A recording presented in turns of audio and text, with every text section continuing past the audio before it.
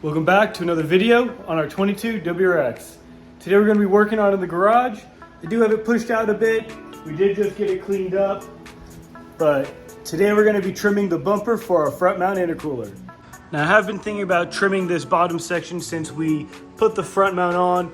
I do think it'll look a little bit better with these bars cut off and plus like a little bit more airflow, but mainly an aesthetic.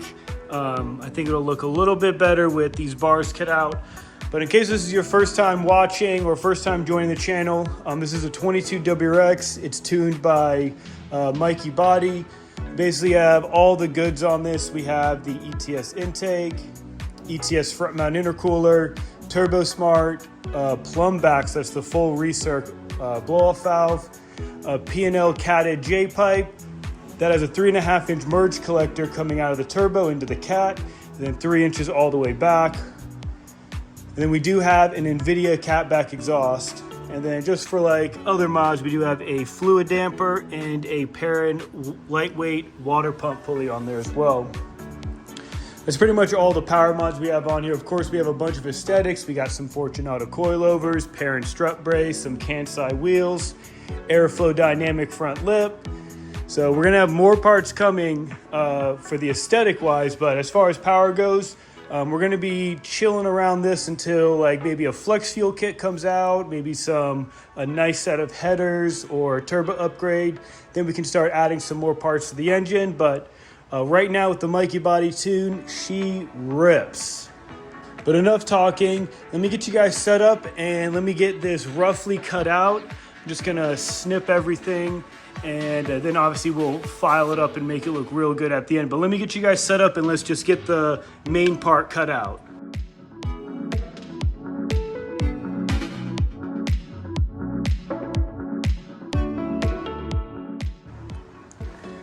All right, so we got our rough cut in. Obviously from, what are we about? We're about 3 foot. So right now it's about a 3-footer. Looks really good from about 3 feet. Get a real close up. Obviously these are just rough cuts. I just snipped it off. Same with the edge and the top. So it's a 3-footer right now with just those rough cuts. What I'm gonna do is I'm gonna tape up around here so we don't mark up the plastic here. And I'm gonna get a razor blade and we're just gonna make these flush all the way across. And then we'll clean up the sides and the top as well. But standing back, dang, exposing her teeth. Front mount looks so good on this car. I still cannot believe how big this intercooler is. Like peeking through the top of the grill, all the way down. I mean, it's a perfect fit. I mean, you really wouldn't want anything wider because it's not doing anything with these covers. But this is literally the perfect front mount intercooler. So let me get you guys set up and let me get this trimmed up and filed, and I'll show you guys the end results. Let's go.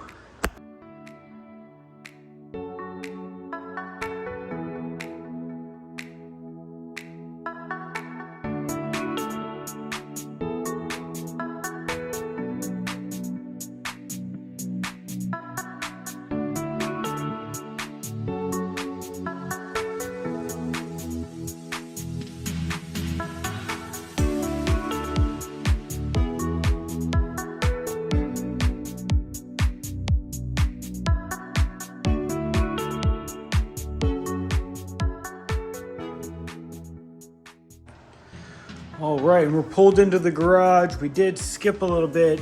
It did started sprinkling a little bit, and since we just got this thing all shined up, you can see how nice the wheels look. Everything looks perfect right now. We literally just got it washed.